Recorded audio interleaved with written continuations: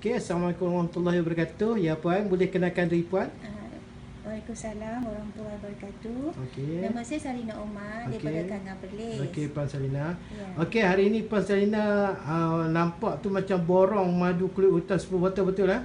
Ya, alhamdulillah. Okey. Okey, saya nak tahu tentang produk madu kulit hutan Rosunah. Okey, sebelum ni Puan ada mengamalkan madu kulit hutan Rosunah sebelum ni. Yang saya dapat tahu bahawa anak Puan mengalami asma, resdung, kahak dan sebagainya. Apa kesan setelah mengamalkan madu kulit hutan Rosunah ni? Boleh Puan cerita sikit kepada kami untuk sebagai feedback positif daripada madu kulit hutan Rosunah ni? Alhamdulillah, sejak sebulan mengamalkan anak saya mengamalkan madu kulut ni, madu Okey. hutan ni, dia punya asma, resdung tu dah semakin berkurangan. Alhamdulillah. Okey. Dan- Puan mengamalkan madu kulit hutan Rosunah ni satu sudu kecil pagi dan juga malam, betul lah? Ya, betul. Okey.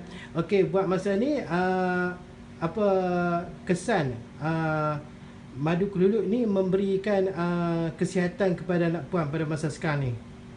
Alhamdulillah, dia bertambah ceria.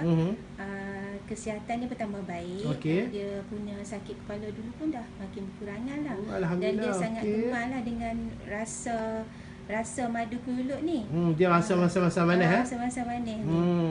Okey, untuk pengetahuan Puan juga madu kulit hutan Rosunah ni mengandungi propolis ya.